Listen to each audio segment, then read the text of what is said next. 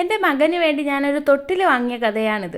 വാങ്ങിയ തൊട്ടിൽ 6ാമത്തെ ദിവസം അതുപോലെ പാക്ക് ചെയ്ത് തിരിച്ചയക്കേണ്ട അവസ്ഥയായിരുന്നു. പകല് കട്ടിലിൽ അങ്ങനെ ഒത്തിരി സമയം ഉറങ്ങാത്തത് കാരണം എല്ലാവരും പറഞ്ഞു ഒരു തൊട്ടിൽ മേടിച്ചാൽ കൂടുതൽ സമയം കുട്ടികൾ അതിൽ ഉറങ്ങും. ഇത് കിടത്തിയ പാടെ എടുത്തൊരു വീഡിയോ ആണ്. ഇത് മാത്രമേ എൻ്റെ കയ്യിലുള്ളൂ. ഇത് കഴിഞ്ഞുള്ളതൊന്നും വീഡിയോ എടുക്കാൻ പറ്റാത്തത് കാരണം വീഡിയോ എടുത്തില്ല. അത്രയ്ക്കും കരച്ചിലായിരുന്നു. അങ്ങനെ ആ തൊട്ടിലിന് ടാറ്റ ബൈ ബൈ പറഞ്ഞു. അപ്പോൾ വിചാരിച്ചു ആ തൊട്ടിൽ അത്രയും വലുതായതുകൊണ്ട് അവന് കിടക്കുമ്പോൾ പേടിയാവുന്നുണ്ടായിരിക്കുന്നു. അങ്ങനെ ഞങ്ങൾ സാധാ തൊട്ടിൽ കെട്ടി. അമ്മമ്മയാണ് കെട്ടിത്തന്നത്.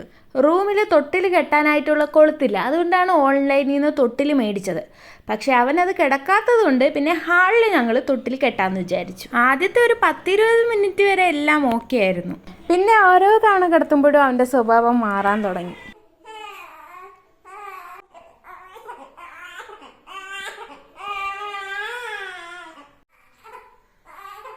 ഏതായാലും തൊട്ടിൽ കെട്ടിയതല്ലേ എന്ന് പറഞ്ഞ് ഈ വീട്ടിലെ കുറച്ചേറെ പഴക്കമുള്ള കുട്ടികൾ കിടക്കാൻ തുടങ്ങി.